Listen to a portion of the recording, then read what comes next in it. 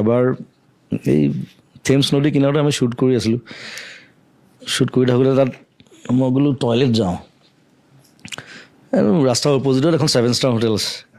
আৰু আমাৰতো আৰু আমি দুইটা আদিবাসী মানে বাগানৰ পৰা অহা অসমীয়া পলাই অহা তেনেকুৱা ধৰণৰ চ' আমাৰ গেটআপ চেটআপবোৰ তেনেকুৱা 7 ষ্টাৰত মানে সোমাবলৈ অকণমান সি মানে ভয় খাইছে সি কৈছে দাদা গাড়ী পৰা উলিয়াই দিব নেকি মই বোলো এই ব'ল না মই কথা পাতিম খালি তই একো ক'ব নালাগে তই ইয়া কৈ যাবি খালি